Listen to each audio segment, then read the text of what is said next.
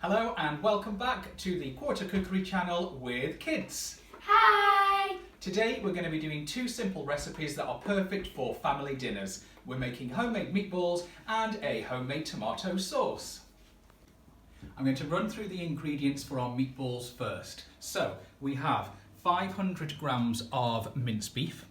We're going to have 4 tablespoons of breadcrumbs, 2 tablespoons of mixed herbs, 2 tablespoons mixed together of minced onion and garlic, and 1 egg, a dash of Worcester sauce, salt and pepper, and it's an all-in-one recipe. Firstly, we're going to add the breadcrumbs, the garlic, the onion and the herbs to the minced beef, followed by the egg, which the girls are going to crack and add that straight in. One of the reasons we put breadcrumbs in there is it's a really good way of keeping that flavour and those juices inside. They absorb all that flavour and maintain it within the meatball. The garlic and the onion add that flavour, as do the mixed herbs. And the egg is a perfect binder so that when we start to reheat them after they've been cooked, they don't break away, they're nice and solid, and it binds it together beautifully.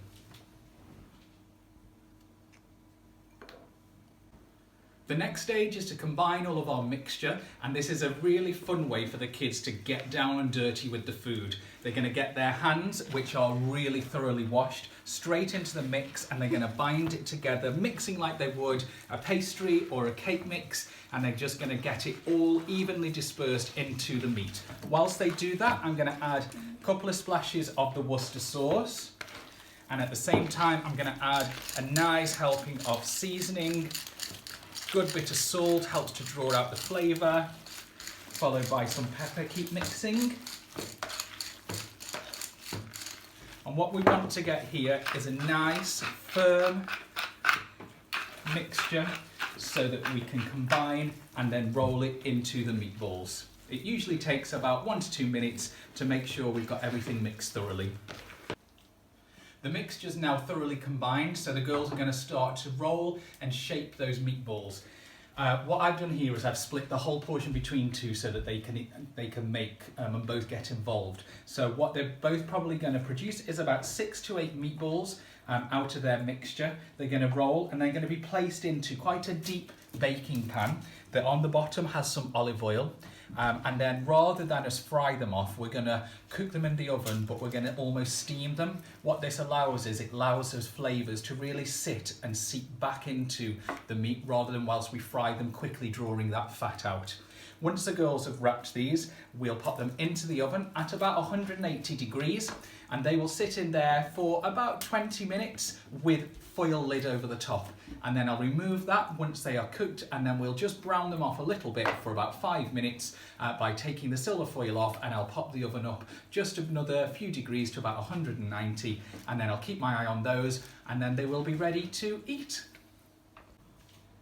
So the girls have now rolled their meat into the meatballs and they are into the foil. An important point here with the children, they must now thoroughly wash their hands. With any red meats, most of the bacteria sits on the outside of the meat. However, once that's minced, it means that bacteria is going to spread all the way through everything that they have touched. So it's really important that they thoroughly wash and dry their hands before they continue doing any other cooking.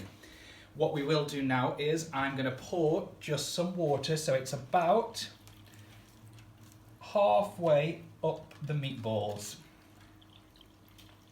And what this is going to do is it's going to allow that water to steam as it heats in the oven. It will cook the meatballs, but it'll keep all that moisture surrounding and inside those meatballs so that they don't become dry on the inside. We'll cover that and they will go straight into the oven.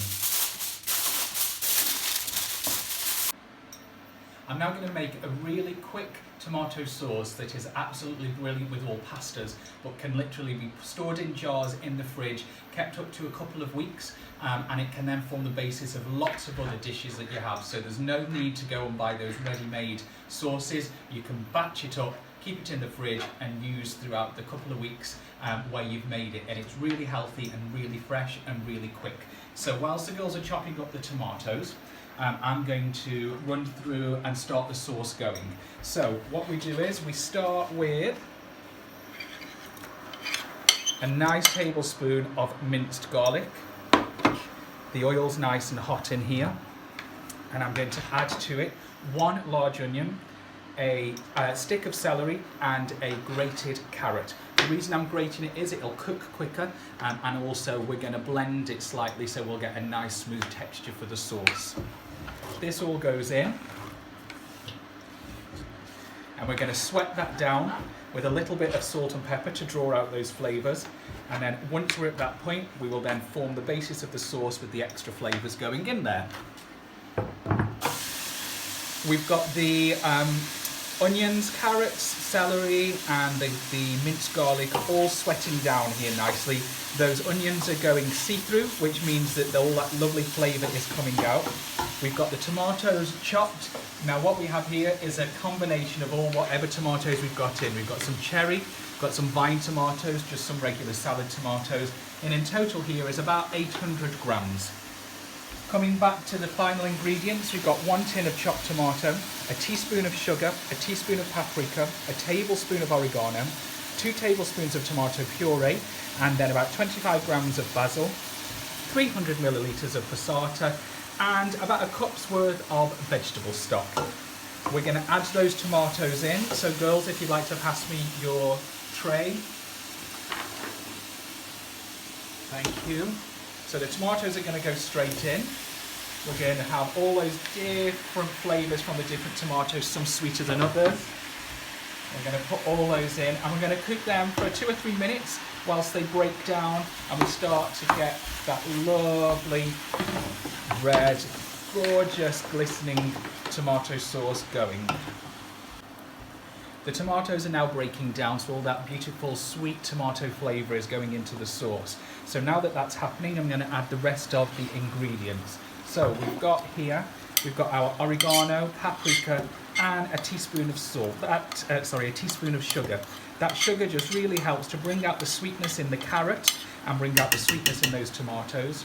We've got the 2 tablespoons of tomato puree, 25 grams of basil, and that's going to be followed by 1 tin of chopped tomatoes, our vegetable stock Scarlett's going to pour in,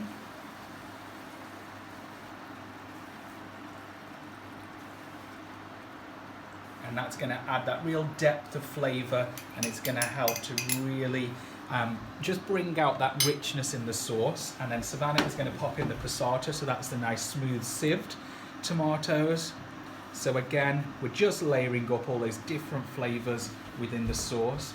We're going to give that a big mix. We're going to boil it up, and then we're going to bring it down to a simmer, and then once that has happened, we're going to cover it and just let that cook for a good 30 to 40 minutes until everything in there has started to break down. All those lovely flavours have started to come out. And once we've done that, we will then just blend that up by hand, and then we'll decant it into the jars, and then we've got it ready for our sauce for the coming weeks. The final part now is we've got this up to a lovely bubble. We're going to bring it down to a simmer, and we're going to cover in foil. The jars that we have here are just perfect size-wise for a good couple of portions to go with any pasta dish. Make sure before you use these that they are sterilised by just popping them through the dishwasher or putting them into boiling water, submerging them, and then drying them really thoroughly with some kind of tissue paper, just so that they're really clean, and that will help them then sit in the fridge for a lot longer once sealed. This is now ready to cover. It's going to cook for 30 to 40 minutes on a really slow simmer, and then once that is done, we'll let it cool, we'll hand blend it, and then it's either ready to eat for this evening's dinner, or it's ready to be jarred and cooled and then popped in the fridge for a later date. We're at the all-important taste test from the little quarters. So, Savannah, what do you like about it? The sauce is really smooth, and I really like smooth sauce. It's really tasty. And Scarlett, what do you like about it? It is bellissimo. Oh, we get even an Italian response. How brilliant. So what we've done here is we've got our meatballs with the tomato sauce. We've done some linguine this evening. But as I said earlier, this sauce is so flexible, so we've jarred it up, which once this is fully cooled, will go into the refrigerator. I'll label that up and it'll last for a couple of weeks. Scarlett's going to pop on some Parmesan cheese, which she loves with hers. And then I've just used the sauce simply with some Mediterranean vegetables, added some paprika, some oregano, olive oil, garlic. Just put this together with Anne-Marie being vegetarian, and we then have the sauce being used for our vegetarian option this evening. Hope you've enjoyed the recipe and we look forward to seeing you again soon. Bye! Ciao!